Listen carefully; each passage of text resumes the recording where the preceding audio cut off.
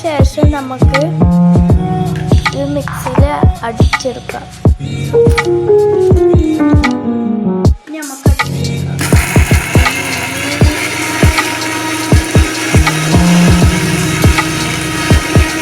നമുക്കിതൊരു ബൗളിലേക്ക് ഇടാം.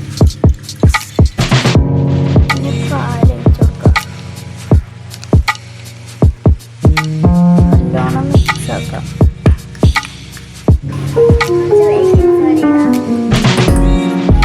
ഇട്ടത് ബേക്കിംഗ് സോഡയാണ്. ഇതെല്ലാം കൂടി മിക്സ് ആക്കാം.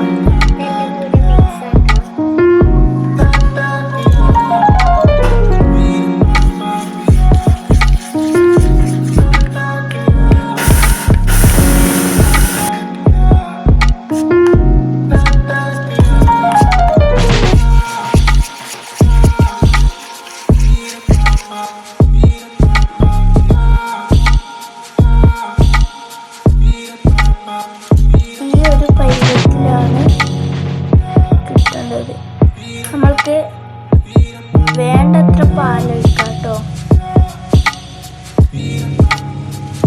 ഫോയിൽ പേപ്പർ ഉള്ളവർക്ക് ഫോയിൽ പേപ്പർ വെക്കാം. ഇല്ലാത്തവർക്ക് ഇങ്ങനെ തന്നെ ഒഴിച്ചു കൊടുത്താൽ പ്രശ്നമൊന്നുമില്ല കേട്ടോ. എളുപ്പത്തിൽ എടുക്കാൻ വേണ്ടിയിട്ടാണ് ഫോയിൽ പേപ്പർ വെക്കുന്നത്. എളുപ്പത്തിൽ എടുക്കാൻ വേണ്ടിയിട്ടാണ് ഫോയിൽ പേപ്പർ വെക്കുന്നത്. ഫോയിൽ പേപ്പർ ഇല്ലാത്തവർക്ക് ഇങ്ങനത്തെ ഇതിൽ ഒഴിച്ചാൽ മാത്രം മതി കേട്ടോ. ഫോയിൽ പേപ്പർ ഉള്ളവർ ഇങ്ങനെ വെക്കുക. ഇല്ലാത്തവർ ഫോയിൽ പേപ്പർ വെക്കാണ്ട് തന്നെ ഒഴിച്ചു. നമുക്ക് ഫോയിൽ പേപ്പർ വെച്ചിട്ട് ഒഴിച്ചു. ഇങ്ങനെ എല്ലായിടത്തും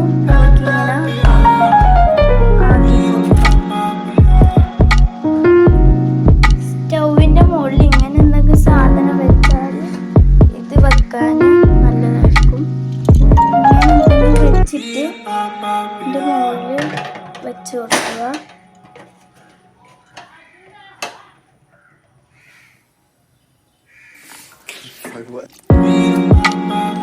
നമ്മളിത് കുക്കാവുക.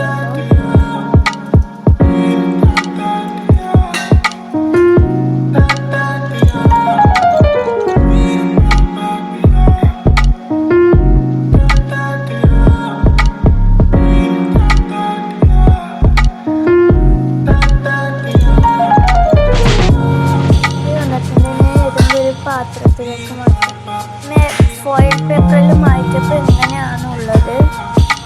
ഇനി എന്തെങ്കിലും അലങ്കാരത്തിന് നമുക്ക് കുറച്ച് ബൂസ്റ്റ് ഇട്ട് കൊടുക്കാം. ഇപ്പോൾ ഇങ്ങനെയാണ് ഫൈനൽ ലുക്ക്.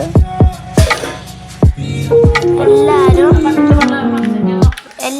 ട്രൈ ചെയ്ത് നോക്കാം.